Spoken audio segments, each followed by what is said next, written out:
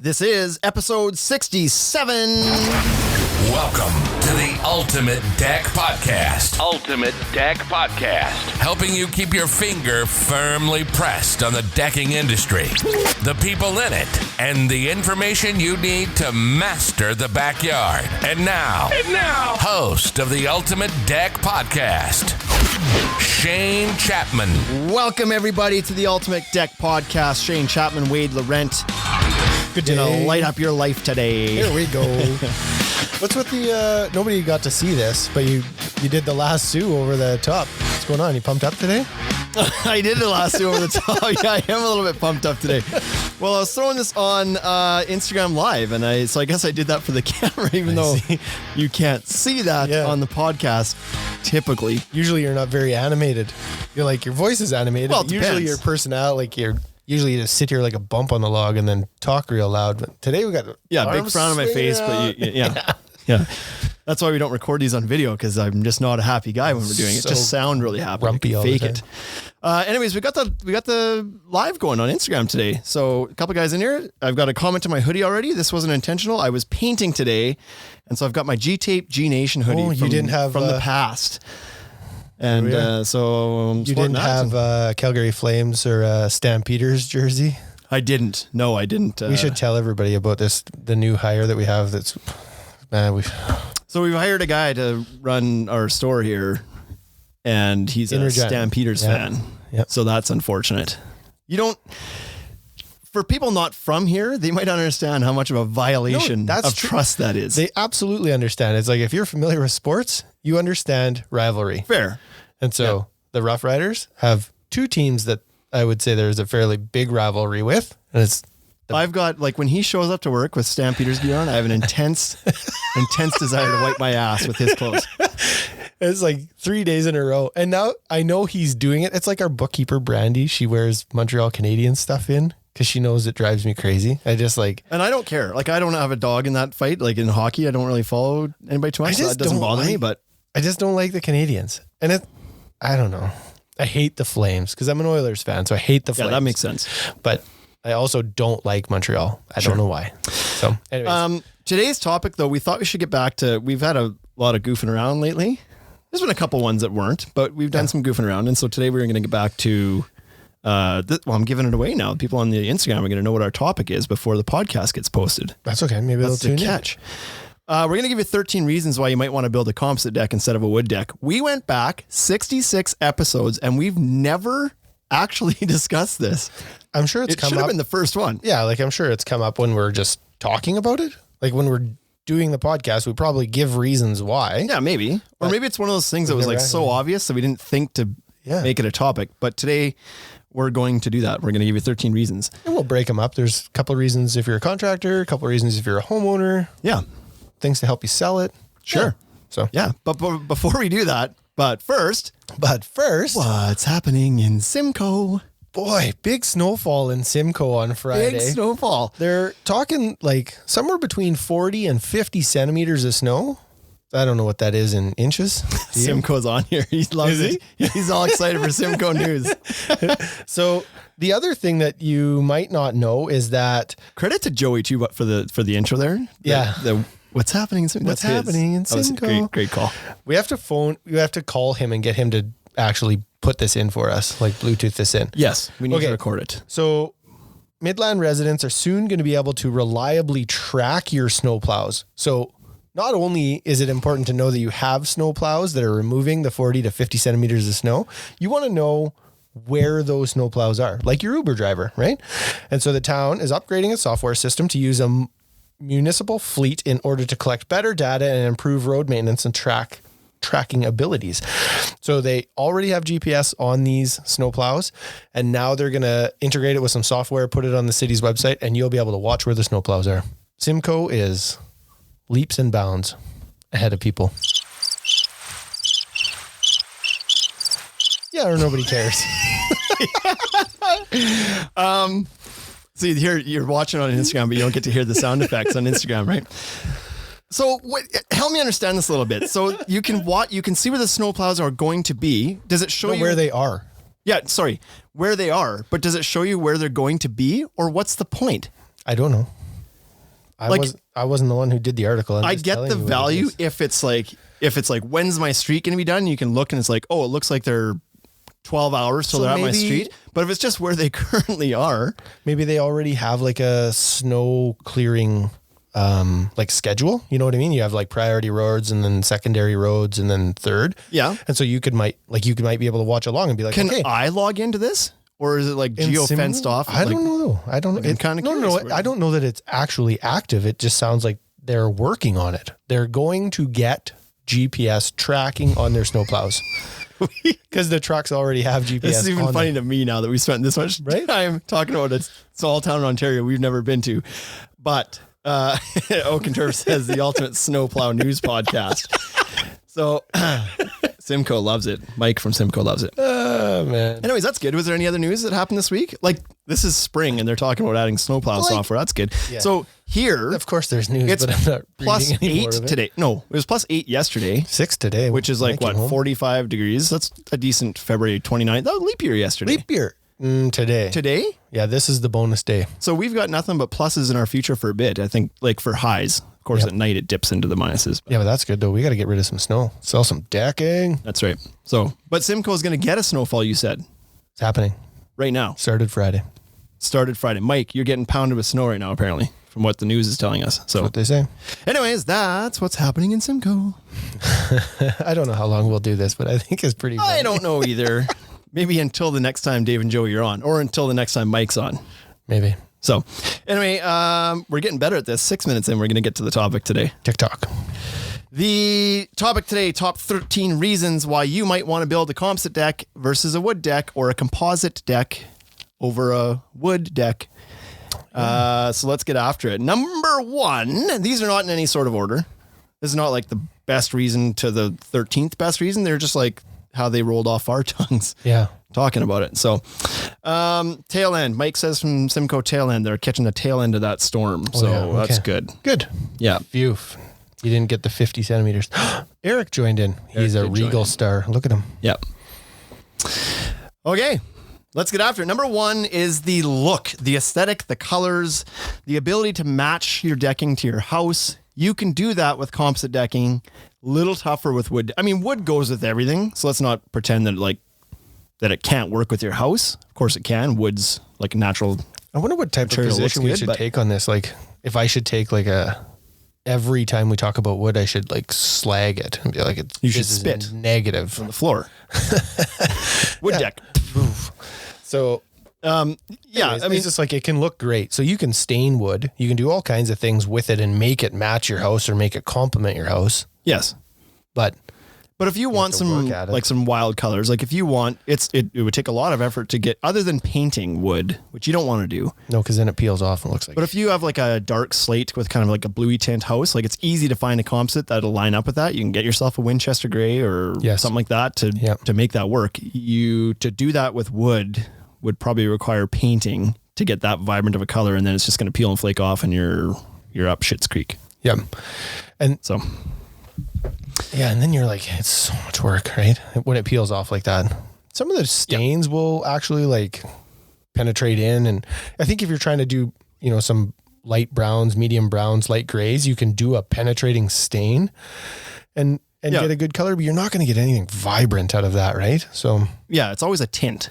It's not, you're not going to get a popping color. You can add a lot of tint into it, but anyways, and then of course, tying into that before we move to, because you kind of mentioned the next one, but long term, it's still going to, like, those colors are going to last. Correct. Nowadays. Yeah. Like you get a deck today, you get yourself a Trex Spice Drum or whatever it is, a 5 Run Beach House. It's going to look like that in 10 years still. As long as it might fade a little bit, but it's it's certainly not going to fade lots, right? Yeah. And so it'll still identify as a Spice Drum deck when it's over. Well, you don't know that. It's 2020. It's 2020.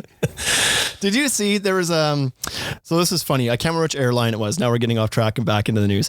There was some airline in the States, American Airlines maybe, that tweeted out that they were like, we're changing our policy. You can now self-identify as whatever gender you want when you're checking in or when you're booking a flight. Okay. And they're like, so we're open for business to all types of people. And some guy replied to their tweet and was like, great, I'm going to self-identify as a Czech, like a piece of carry-on luggage so that I can fly anywhere for $30. Deal? It's like, that was pretty witty. InStone Products is laughing at us already. I'm not sure what part, but anyway. Number 2 is the obvious one, the no maintenance or low maintenance they want to say now because they're all scared to say that there's no maintenance because you gotta wash it sometimes. Silly. That I will continue to say that it is a no maintenance product because I don't consider my like jeans or clothes or my underwear to be maintenance. Or your car.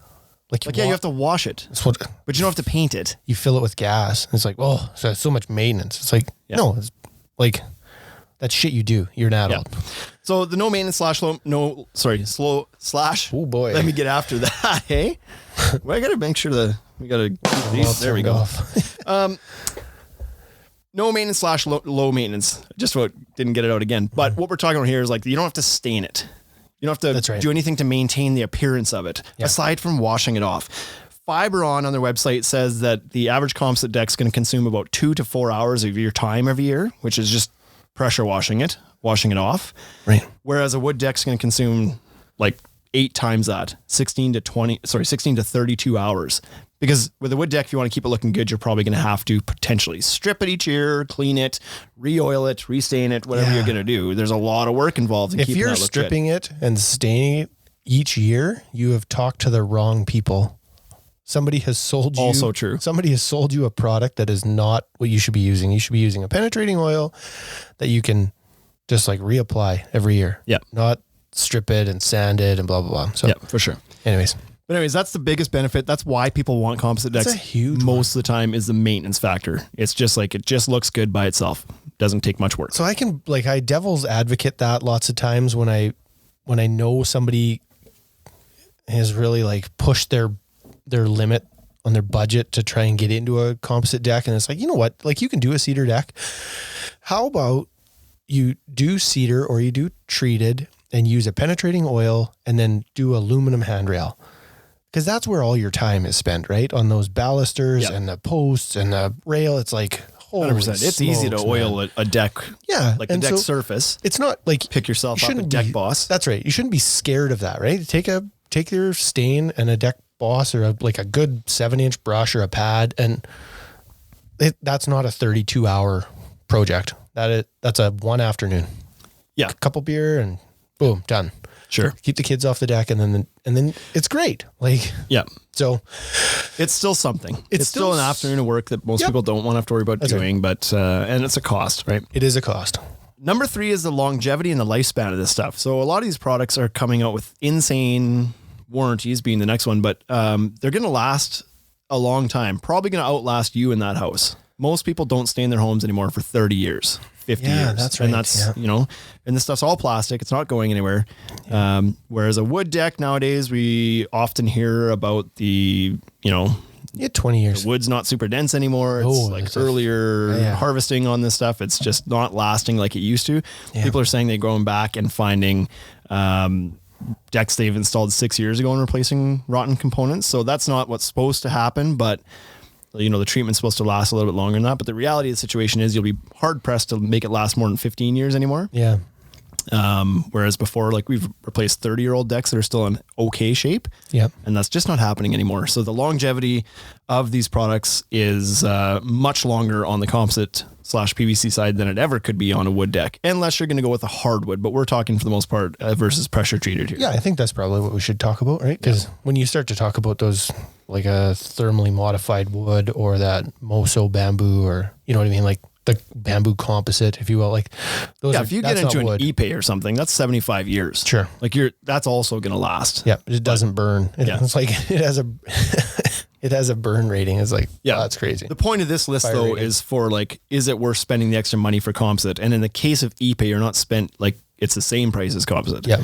Do what you want then. So this is more kind of like versus cedar /treated kind of thing. Yeah. Number 4 is the warranties. So we mentioned this already, but a good composite from a good manufacturer is not going to come with less than 25-year warranty. Correct.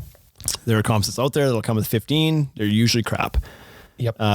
So the good brands, the Fibrons, the Trexes, the TimberTechs, the Decorators, etc., they're all coming with 25 to 50-year warranties on some of the products, especially the PVC lines. You're going to get a lifetime structural warranty, but you're also you're covered in a variety of different ways. I don't want to give away the next thing on the list, but the warranty is going to ensure that you're going to have a product that you've paid for. It's going to uphold itself. Yeah. It's not going to fall apart and rot away. Yeah. And if it does, for some reason you have a manufacturer defect, you're covered.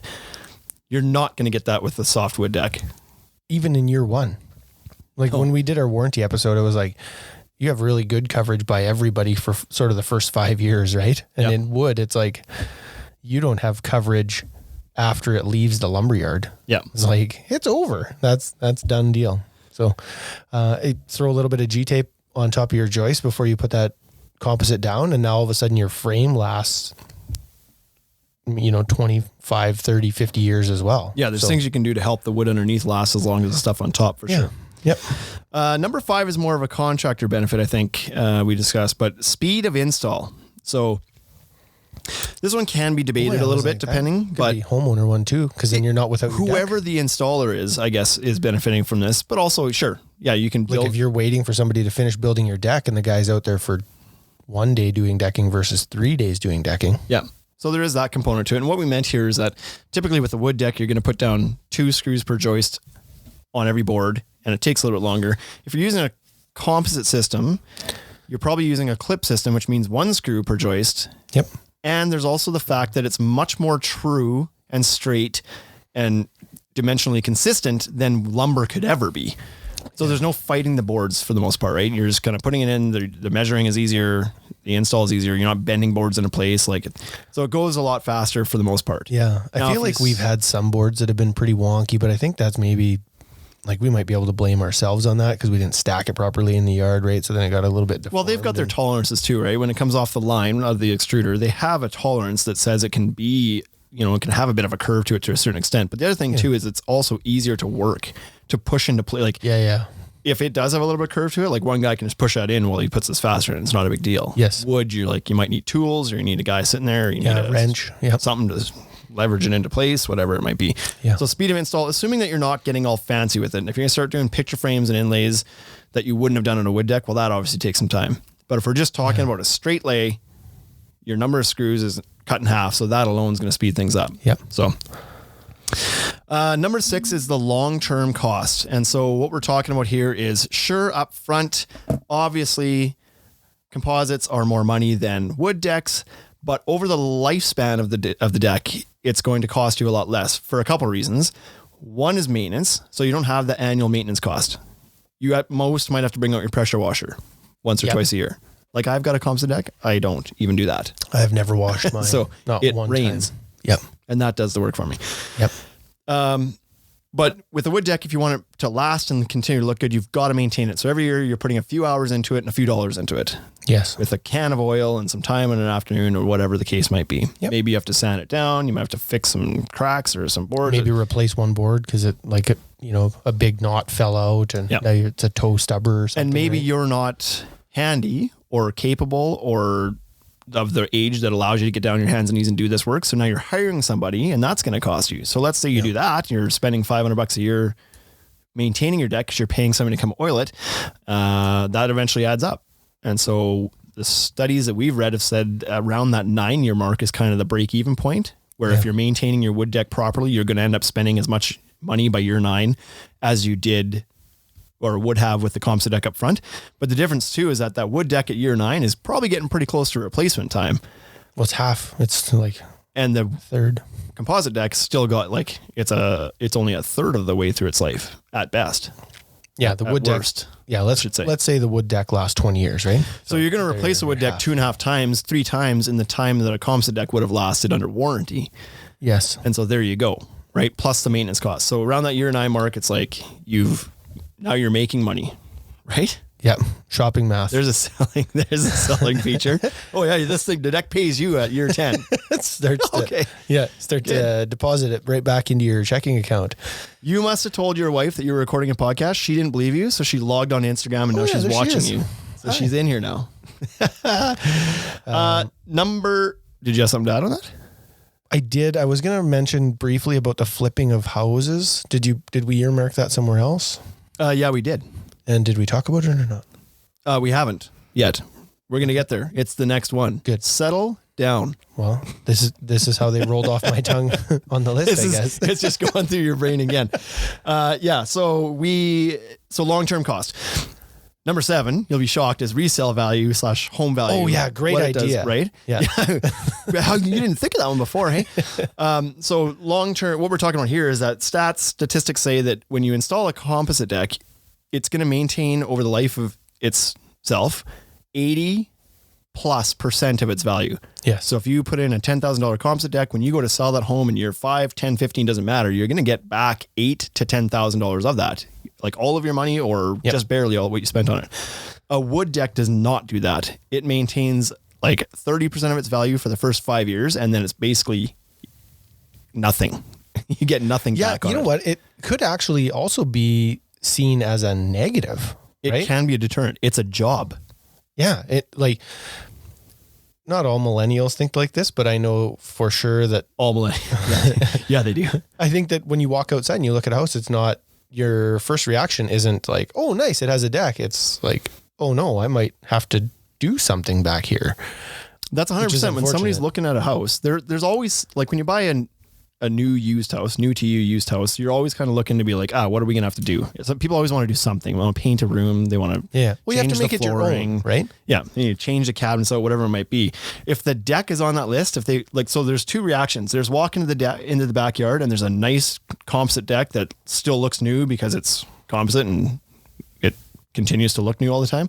And people are like, wow, like this is awesome. We have a deck that we can come back and sit here and enjoy the sun, have a couple of beers, do the barbecue. Yep. This is a great space. This will add to our life. It's like an entertaining space all of a sudden built in for you. Right? Yeah, that's right. Option 2 is you walk back there and it's a wood deck that wasn't maintained properly, and you look at it and be like, ugh. Right. This is a $15,000 cost. I guess in my head, what happens is you walk out there and you see the cedar deck that has been maintained. And I think to myself, oh, that's really pretty, right? So it can be, for sure. If it has not been maintained, then absolutely that's a detriment. But even if it has been maintained, to a potential buyer of your house, they may look at it and be like, oh boy, I wonder how much work that takes to keep it looking that good. Right. And my brain, mine wouldn't work that way. I'd walk back there, I would see it and be like, oh, that's really pretty. Yeah, maybe. And it might not come to you. Homeowner might not think about what it took to keep it like that, right? Oh no, I got to go get this stain and do this, blah, blah. But that said, I do believe that if you're going to be in the house for less than 9 years, like if I was personally flipping a house, if I bought one and was just going to turn it over and try to resell that really quickly, I wouldn't put composite on it. I would do treated. I'd flip the house. I'd flip the deck. Yeah, if it's a quick flip, if you're flipping a house, sure. Yep. Yeah. Because within that first couple of years, it's still going to look okay. A wood deck's still going to look okay. Yeah. But beyond 3-4 years, unless you're planning on doing some work, it's lost its value. Yeah. Okay. White's Deck Design on Instagram watching us live here is saying, yes, ROI is a huge selling point. It is. It's one of the biggest ones. Yep. So, number 8, this is more of a contractor focused benefit as well, but it's that composite decks. Do you like how I flip back and forth? Yeah. I need to get dual citizenship. It's not as easy as you think. My in-laws just got it. I've heard. It was your in-laws just got it? They are dual citizens. Done deal. Like Marty and Amy. Yeah. Okay. You said in-laws. I read it. We went to your wife's parents for some reason. I forgot that other people can be your in-laws. They don't have to be just parents. What did you call your ex-father-in-law? That was yesterday. You were telling the story about your ex-father-in-law, and I could not process that. Like you said that to me, I was like, "Yeah, my ex-father-in-law." Yeah, and you were like, you couldn't figure who I was talking about. Was that your mom's? Did you and your wife split? No. I could not. Well, the first one, yeah. Anyways, so they got it, and it took them. I want to say that it was a 10-year process for them to get that. They got the green card. Holy smokes! And it cost them a fortune. Blah blah blah. Your wife chimed in and says, "Yep, Amy and Marty. Nope, not the parents." Yeah, so she's watching. So you can't just go get an American citizenship. Like I can't just be like, "Hey, I said a word the way you guys like to say it." So where's my? No, she had to. Where's my passport? She had to So Amy was talking about the test she took, and it was it was extensive, man. You had to learn a whole bunch of American history. And So that's the funny thing about those citizenship tests is that most citizens would fail them. absolutely. Like you want to If write a I test had on to take Canada? a Be Canadian like, citizenship, not a chance I'd pass Yeah. that. Yeah. No way. what percentage of the population is French speaking? Yeah, Montreal. What? Yeah. That's not a percentage. not Well, a shoot, thing. I got that wrong. Number 8, profitability. So for the installer, we're talking about This is now. one of my. This is one of the things that I think is really important to share with contractors and to maybe change the mindset of how you sell composite decking. So obviously, you're not going to tell your customer about this. You're not going to say to them, "It's like, listen, you should do a composite deck because I'm going to make more money." But when you're doing it, you should be thinking to yourself, "I'm going to make more money." And so this is just simply based on the idea of if you add margin or markup to your materials to sell to your customer. So I would say that is probably an industry standard that you would charge 10 to 15% on like just a markup, right? So if you pay $1,000, you sell it for $1,100. And then that's just how it goes. So why would you not want to sell the more expensive product if you're just simply doing a markup on that? It's more profitable. Yeah. That's it. It's not rocket science. It's not hard. And I don't think people should be scared is what I was going to say. I don't think people should be scared to make money. And part of it can go back to the speed of install point we made earlier too.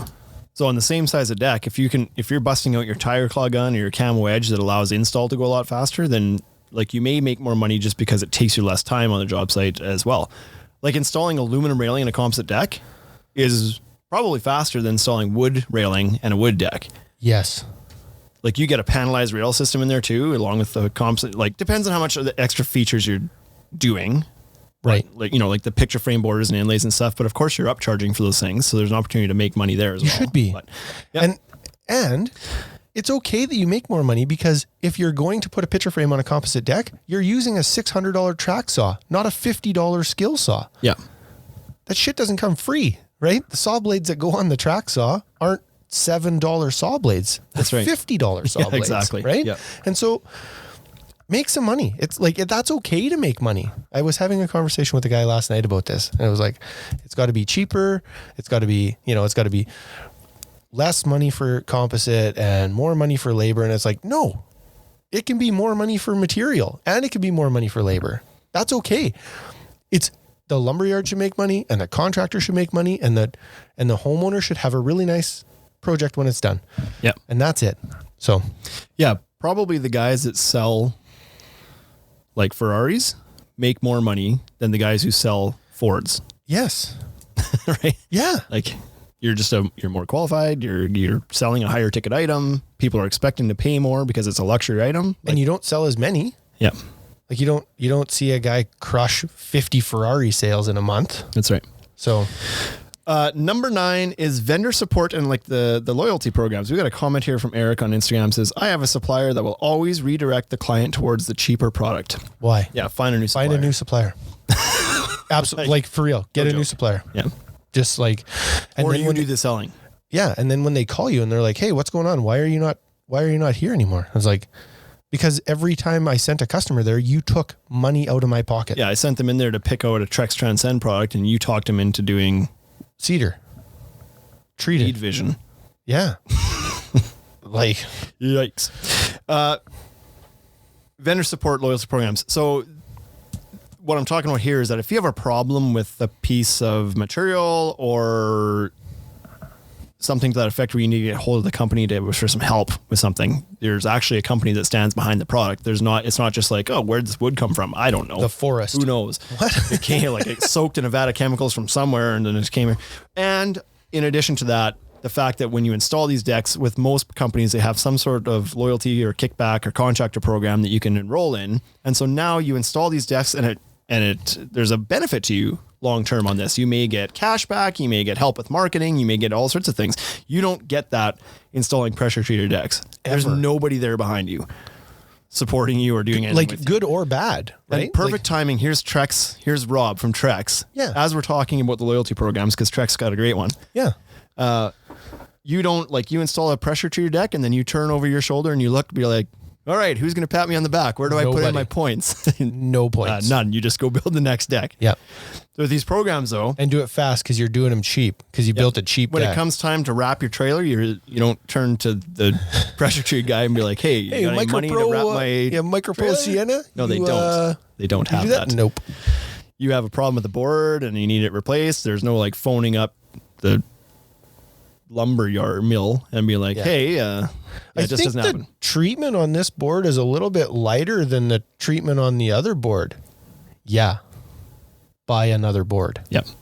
So no support when you're doing that stuff. So it's nice to be able to kind of be backed, and it's becoming a bigger thing. Like the manufacturers and vendors are getting closer relationships with the contractors. They want to be helping those guys out a little bit more. And so it's only widening the gap between the support you get with composite or PVC products versus wood. Yeah, it feels like this week there was everybody who was in a loyalty program was on a trip somewhere, right? Like Yeah, believe Trex is doing a lot of their trips right now. Trex did their Pro Summit, TimberTech did theirs. I saw that Decorators had some guys down at a ball game. Yeah. So, like, So, why- but why did you wouldn't see wanna do the pressure treated summit that they're? that? I didn't. You missed that I one? must have not been following that account. Yeah. Which No, account was that? It's on MySpace actually. Yeah, exactly. Number 10, the obvious one again, no slivers, splinters, or cracking. So this is a common thing with wood. And this is what, so this is a safety thing first and foremost. So if you've got young kids, you don't want them out there and come running inside screaming because they got a big chunk of wood under their toenail or in the bottom of their foot or something. So that's the first potential issue. Yeah, I don't know. I think that more kids could stand to have some slivers. You want to see kids toughen up again. Well, it's like they could use some toughening up. I don't. Okay, fine. We gotta- off to number 10 then. Yeah, we got a bubble wrap society. But this is not just You know kids. what? This is not just kids. It's everybody. It's everybody. You have a pool and everybody's in bare feet. You're having a party. You got some friends and family over. Like older people can also get slivers. It and sucks. splinters, It's like and slivers are nobody has awful. any fun when it happens. And the second part to that is if you've ever had a sliver from a chunk of pressure treated lumber, Oh, man. if you don't get that thing out, it festers because you basically injected yourself with chemicals. Yeah. And so they're not fun slivers to get either. Yeah. But the other part of that too is just the aesthetic of it. If your board starts popping knots and curling out chunks of lumber and slivering things and splintering at the ends of the board, or cracks and checks and whatever Cups, else, and your right? 4x4s get splits up the middle of them, they're all checked and everything. Just aesthetically, it doesn't look as nice. And that all happens right away. Like that's a result of the board drying out. And that doesn't take 8 years. That takes 8 days. Yep. So you install your deck and you're like, sweet, get out there. And all of a sudden one of your railing posts is cracked up the middle of it. And it's like, oh, I wish I would have turned that the other way. jeez. Right? It always cracks on the side. So then that's you call facing the your house. pressure treated rep. Nope. Nope. And then you claim it under warranty. Nope. So it's just like, there's just that part of it, right? So it's safer. It looks nicer long term, but it's also just safer for everybody. Yeah. No cracks, no splinters, no slivers. What's a fun sliver, says Eric. Did we say the words fun sliver? Or is he just being like no slivers, there's no sliver fun? is a And he's fun like, sliver. does that imply that there's some that are fun? Might have been a language barrier on that one. He might have messed that up. Lost in translation. The fun sliver is one that is not in your foot, would be my guess. That's true. If there was a sliver in Shane's foot, that would be a That'd be fun pretty sliver. fun, yeah. Number 11 is better traction. And this one comes with a bit of asterisk beside it as well. Sure. Because wood can be slippery, It can also have some traction to it. but it can, depending on the wood, may have some traction to it. But there's some composites out there that would be more slippery. I was about to try to say Slipperier. I saw the future and I was like, I'm going to trip over that one.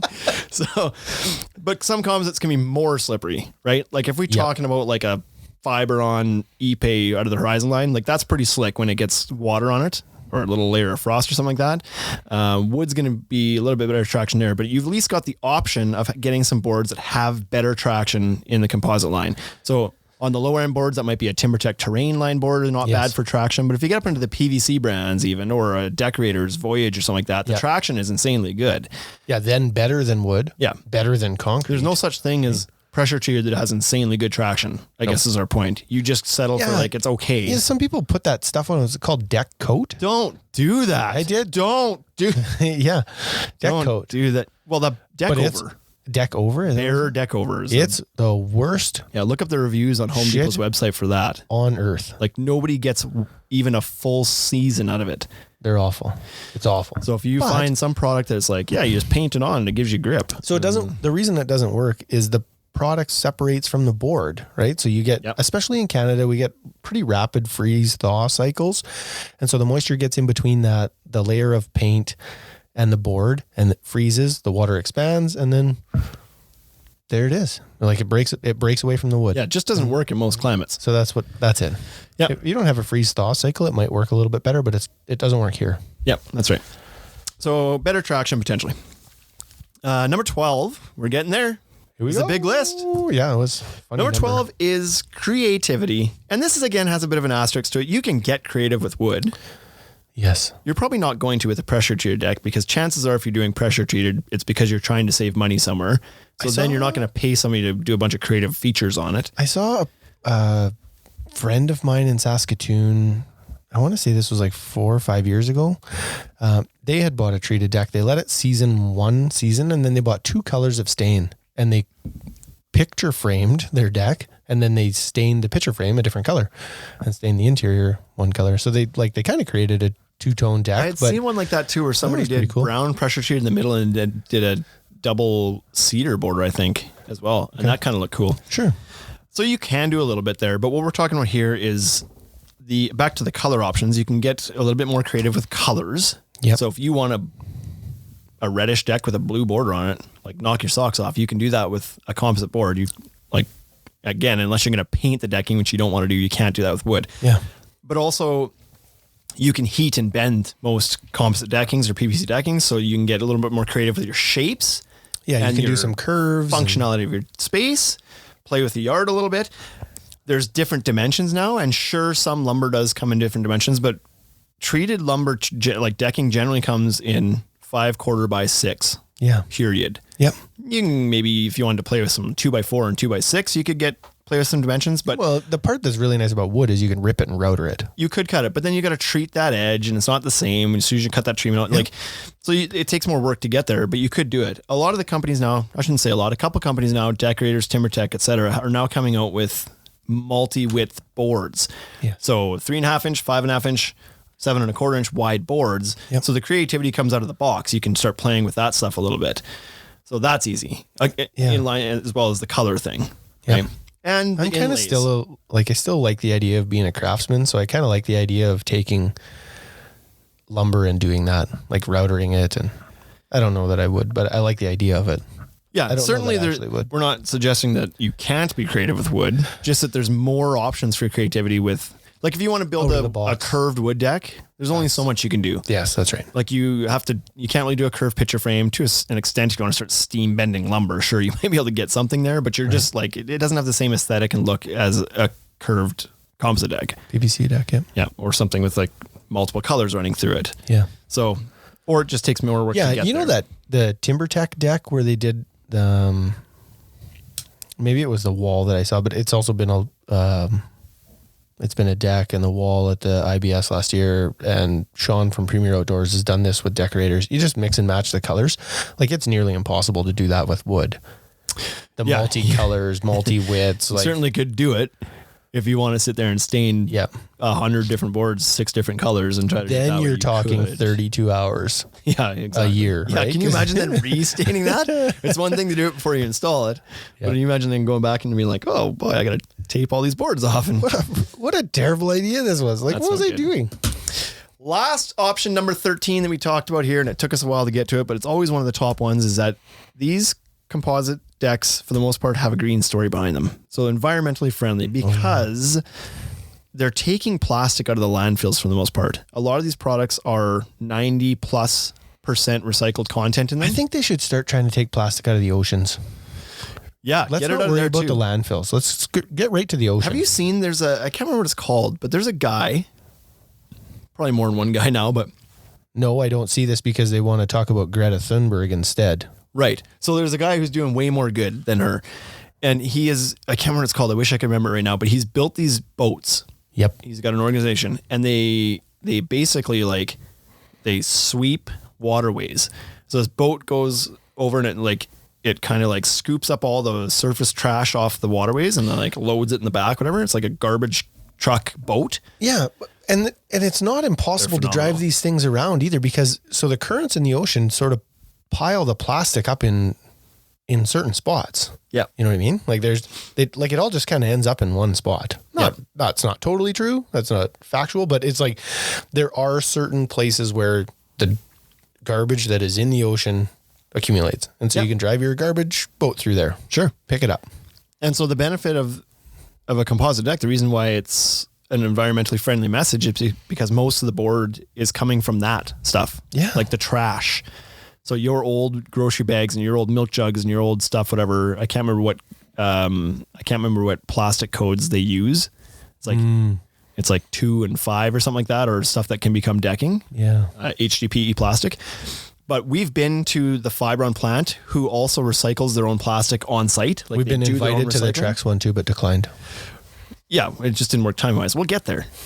But I don't know that Trex has their own recycling of plastic anyway, do they? I'm not sure. I know that like TimberTech didn't have that, but the cool thing about the Fibron plant is that they had a recycling plant right there. And so you got to walk through that and see these bales upon bales upon bales upon bales of plastic garbage that had come out of landfills that were going to then be sorted, cleaned, melted down, pelletized, and thrown into a incinerator of sorts, melted down, turned into a deck board. That's cool. Like there was an entire warehouse of these bales of plastic, and it was a good news story just being in there. Yeah. Because otherwise it's in the ocean. It doesn't break down, right? It doesn't go anywhere. So there's a green message. And then also the filler inside of them too, that is typically recycled wood sawdust. Yeah. So it's mostly recycled. A lot of the manufacturers of composite decks, if they get a board that doesn't pass a quality test, they throw it back in the grinder, they grind it up, put it back in. Yeah. There's next to zero waste when they're creating this stuff. So it's a good news story all around. And then so you're kind of saving some forestry as well. You know what I mean? Not cutting down new trees for it. Trees and it lasts forever, right? Like we said, you're going to build 3 pressure treated decks in the lifespan of a composite deck. So that's 3 times you tapped into the forest to pull some lumber out. Yep. Whereas the composite deck, bit of framing, sure. But you can go steel though. You could. Or aluminum. And that would be recycled. But easy to be proud of yourself getting a product that's been made from recycled. Yeah, and then also maybe a good selling tip as a contractor, right? Yeah. Yeah. So a good point here by, I don't know if I'm saying it right, by Mitcon Decks on our live Instagram-y thing here. People are still mentioned there, the fasteners. So let's go number 14 then. Sure. Hidden fasteners / Cortex for composites is a nice feature. Absolutely. Versus a screw that you see. So Camo has done a good job of their, like the camo screws that people have seen. But even when you get to the edge of the deck, you still have to face screw something. Right. Cortex, totally hidden. And so if we're talking about some wood products, like if we go back to hardwoods, there's plugs for those kinds of things. It's softwoods, the plugs don't work because they end up swelling or breaking or whatever, because it's just not dense enough. Yeah. They absorb to moisture and they pop. And so to your point, you could camo them down on the edges of the board to hide the fasteners that way. Sure. Yep. But there are some kind of cool, more innovative products for composites than there are for installing wood decks. Yeah. So 13.5 reasons. No, that's a full reason. That's a full reason right there? Yeah. We touched on it a little bit. We just didn't talk about the hidden part of it. We did talk about the speed of install with clips versus screwing stuff down back on number 5. But aesthetically, some cooler options there as well. Absolutely. So, thanks, Mitcon, for the suggestions on the podcast. See, that's all you have to do to get on this podcast is get on. We don't usually run the lives. This is kind of a first thing we're doing here, but check out the studio. Hey, we got the gear all here. How was the... I got to move this stuff pretty soon over to our new location. How was the turnout? What did you have on there? Hovered around like 8 to 10 for quite some time, tailing off now. There's probably like 20, 25 different people that popped in and out though. Okay. So not bad. Good. What else? What do you got going on?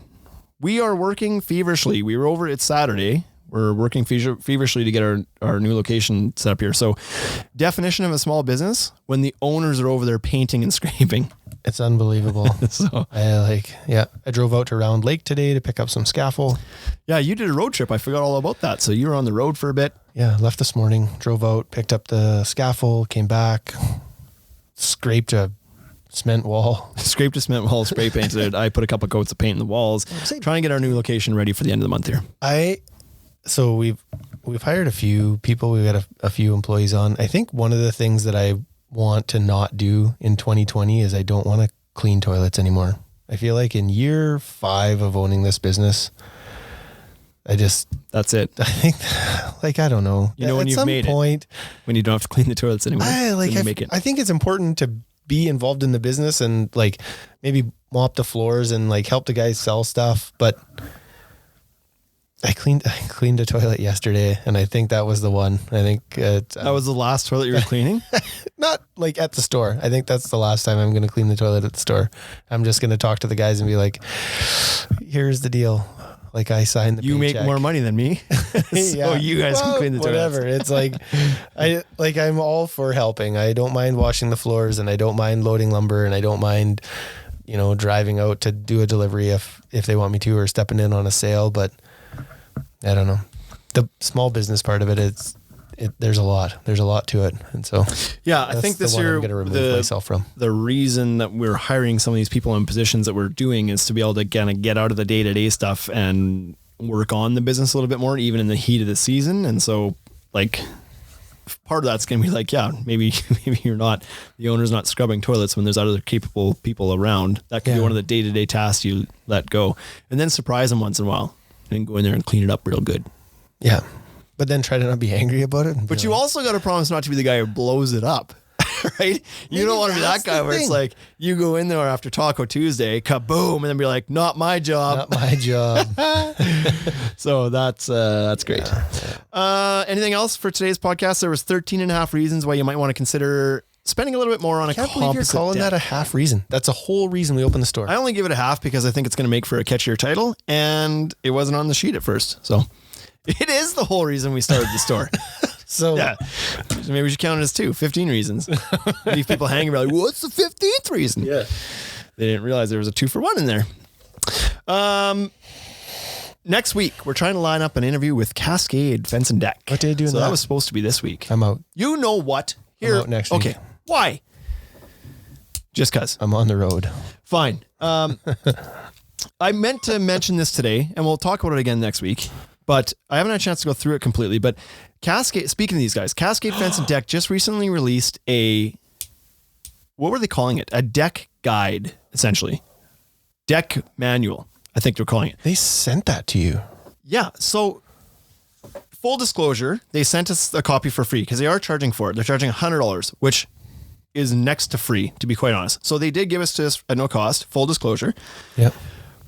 And I haven't gone through the entire thing, so I can't give you all the details. But if you are running a business that has people that work for you, if you ever are going to be hiring somebody. That's Mike from Simcoe now. He hired a person. Did he? Well, I thought he had a guy. No, he's had a guy that was like kind of part-time last year, but he told me this year that he hired a full-time gig. Good for him. I FaceTimed him the other day. Especially though, if you're going to hire multiple crews. So you're not on there all the time. You're not with your guys all the time, and you hire somebody new, and they may have the experience of building decks before, but they don't know your way, or they're more of a laborer, but you want them to know how things work and operate. And why. One of the biggest, easiest ways to get there, cost-effective ways to get there, is to give them a manual that shows how you want them to do it. That is holy smokes. Did you hear that? Yeah, it sounds like you're 13 I got and really a half. excited. 13 and a half. Got really excited about that. Make a manual for them to follow. That is a gigantic time-consuming thing to create a manual on how you want a deck built. But you don't have to, because Cascade has made a manual for their own purposes. They're using it for their people because they do have multiple crews, and they wanted to create their training process to be a little bit more efficient. And so they created this manual. I think it's 35 pages or 30 some pages long. And it's just like, here is step-by-step process on how we pour a pile. Step-by-step process on how you install a ledger board. Step-by-step process on layout. Awesome. Of your framing layout. Step-by-step, everything is step-by-step. And so it just leaves very little room for miscommunication on this. And then that's fantastic. They released it so that you or anybody can buy it for $100. Yep. So I can promise you, they probably put 80 hours into that thing. Easily. Yep. And so having written only, you could make your own. Yeah. Having written only 2 procedure manuals for us this year, right? Like I've done a couple. One pagers take a couple hours. You've done a ton. One pagers take a couple hours. Yeah. So, and this thing includes like some diagrams and whatever. Like it's really well put together. I need to get through the rest of it and read the whole thing because a while back they were Instagramming that they were creating this thing. And I was like, holy smokes, you guys, like that's awesome. Who are you talking to when you do the podcast? Is it Leaf? I don't know who's on that side. I assume so. Yeah. He But seems Louis, like the squidget guy is Louis. And then I don't know. I don't know who I'm talking to. Right. Cascade's going to have to fill us in on that. But anyways, if you like, it's to me, it's $100 well spent. And I haven't even gone through the whole thing, but just looking at the first few pages, I was like, oh my God, like this is valuable for a lot of people. Yeah, you'll want to breeze through that. Make sure you like read through it before you visit with them next week because you could actually pick their brain a little bit. For sure, yeah. And of course, everybody has their own local ways of doing things. So maybe you don't pour piles, maybe you do screw piles. So maybe you buy it and you need to modify it for your own purposes, whatever. But whatever. Yeah, even with a few hours of modifications, the $100 spent is well spent, in my opinion. But obviously, you're going to have some people are going to buy that, or not buy it. They're going to look at it and be like, just hate, right? There's like, this is so brutal. I can't believe it. Why would you ever do this? It's like, I should end this live right now. And I should try to find what the link was for that. Boom. Because and it's over. Because now they have to tune in. They can't just watch it all on here. Yeah. Anyways, there's a link. Ask them. They posted about it. Let me see if I can find it real quick. You should fill the air with more Simcoe news. I don't know. There is no more Simcoe news. No more Simcoe news. So there's a link you can go to buy this thing. There it is. Deck manual on sale. Cascade Fence and Deck manual is on sale. Link in the bio to be directed to the site to purchase. So let's do that. Let's go link. This is on their bio. This is their Instagram. It's on Instagram. Okay. Is this link going to go there? It's a short link. At Cascade. Deck and Fence. I don't even know what this means. This link here. The link that they've posted here is gum, like chewing gum, GUM.co / CV, D as in dog, capital B as in Brian, Bob, and R as in Rob. So gum.co / CVDBR. That's like a shortened link for something. Anyways, if you go to that link, you can have a quick little preview of their deck manual here, and you can buy it for $100. That's crazy. Yeah. Literally that thing, like if you were to take something like that, implement it, and use it to train your crews, that is invaluable. Yeah, you save $100 for the first person you teach, and then everything after that, you're making money. Yeah, you probably save a lot more than that. And they actually did, I don't know if they're selling this or not, but they have a test that they then test their new guys on as well. Sweet. So they read this manual and then it's like, take the test. Good for them. So great idea. That's it for us today, I think, right? Happy Saturday. Am I right on that? Happy Saturday. Happy leap year, man. That doesn't It is a leap year. Is that today, February 29th? It is today. So you're probably not listening to this on February 29th, but some people watched it. Happy leap year.